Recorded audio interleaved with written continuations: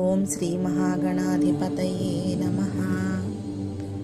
శ్రీ మహావిష్ణువుకు అత్యంత ప్రీతికరమైన ధనుర్మాసము విశిష్టతను గురించి ఈరోజు మనం తెలుసుకుందాం. ధనుర్మాసంలో తిరుప్పావైకి అత్యంత ప్రాధాన్యత ఉంది. తిరు అంటే శ్రీ, పావై అంటే వ్రతము. తిరుప్పావై అంటే శ్రీ వ్రతము అని అర్థం వస్తుంది. అన్ని సంపదలను ఇచ్చేది సిరినోము. దీనినే ధనుర్మాస వ్రతముగా చేస్తారు. చాంద్రమానాన్ని బట్టి మార్గశీర్షం అయితే సౌరమానాన్ని బట్టి ధనుర్మాసం అవుతుంది.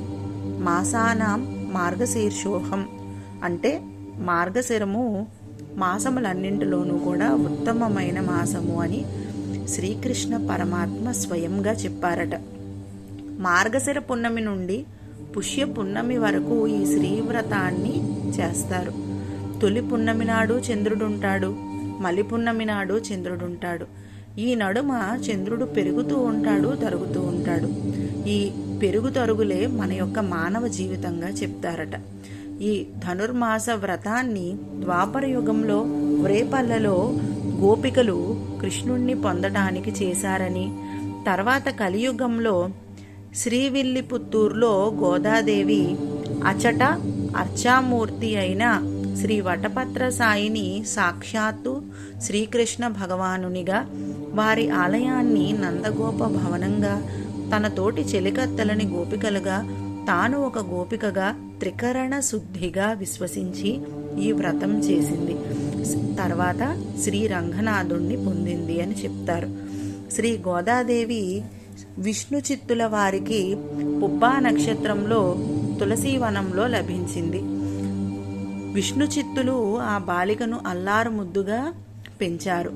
వటపత్ర సాయికి నిత్యము పుష్పమాలికలు కట్టి సమర్పించు, తమకు భగవంతునికి భోగ్యమైన ఇంకొక పూలదండ దొరికింది అని ఆనందిస్తూ ఆమెను పెంచుకుంటున్నారట. ఆమెకు కొదై అని కూడా పేరు పెట్టారు. కొదై అంటే పూలదండ అని అర్థము. ఆమెకే గోదా అని కూడా పేరు. ఆమె తండ్రితో బాటే మాలలను కట్టి అవి తాను ముందుగా ధరించి తర్వాత స్వామికి ఇచ్చేదట. తండ్రి అపచారమని మందలించారట.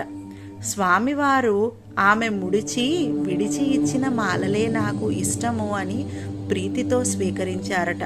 అందుకే ఆమెను ఆముక్తమాల్యాద అని కూడా పిలుస్తారు. తమిళంలో సుడి కొడుద్ద నాచియార్ అని కూడా అంటారు. పాసురాలను పాడి ఇచ్చిన అమ్మ కాబట్టి పాడి కొడుద్ద నాచియార్ అని కూడా ఈమెకు పేరు.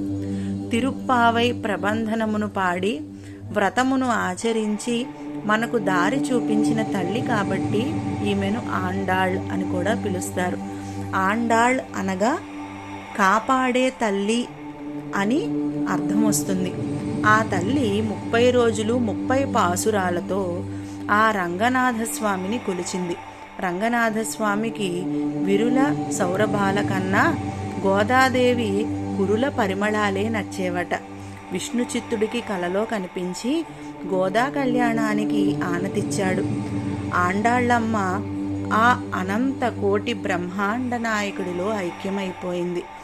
ఈమె మొదటి ఆళ్వార్లలో మహిళా ఆళ్వార్గా కూడా కీర్తిని పొందింది.